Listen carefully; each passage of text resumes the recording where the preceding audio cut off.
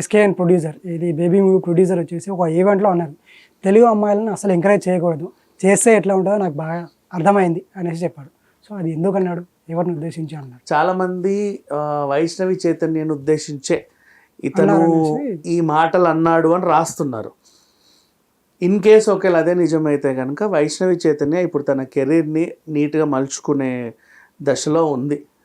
అసలు విషయానికి వెళ్తే చెల్లెలు పాత్ర చేసిన అమ్మాయి హీరోయిన్గా అనుకోకుండా చిన్న ఛాన్స్ వస్తే ఆ సినిమా పెద్ద హిట్, నిలదొక్కోవాలి. ఇప్పుడు పాయల్ రాజ్పుత్ ఉంది, అన్ఎక్స్పెక్టెడ్గా RX-100తో ఎక్కడికో వెళ్ళిపోయింది.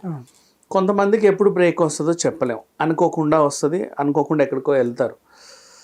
సో వాళ్ళు ఇంకా ఇంకా పైకి తీసుకెళ్లే దశలో మనం ఎంకరేజ్ చేయాలి తప్పితే నీ స్వార్థం నువ్వు చూసుకొని అవతల వాళ్ళు నీకు టైంకి స్పందించకపోతే వాళ్ళకి కొవ్వని పొగరని డిక్లేర్ చేసి స్టాంప్ వేయడం మాత్రం తప్పు.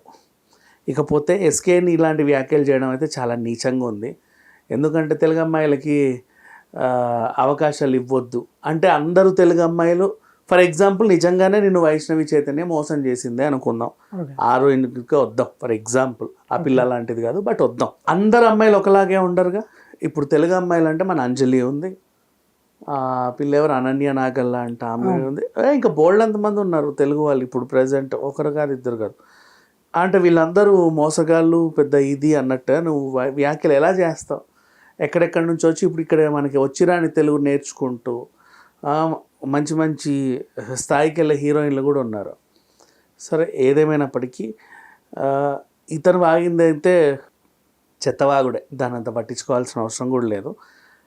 అండ్ తెలుగు అమ్మాయిలకు మాత్రమే మనం అవకాశం ఇవ్వాలి. ఎందుకంటే ఇప్పుడు మలయాళం చూడు, మలయాళంలో ఆల్మోస్ట్ మలయాళ హీరోయిన్లకే అవకాశం ఇస్తారు.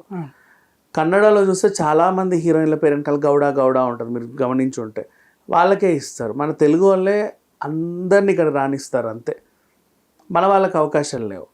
మన తెలుగు వాళ్ళకు కూడా ఇవ్వాలి. అండ్ మన వాళ్ళని ఎంకరేజ్ చేయాలి.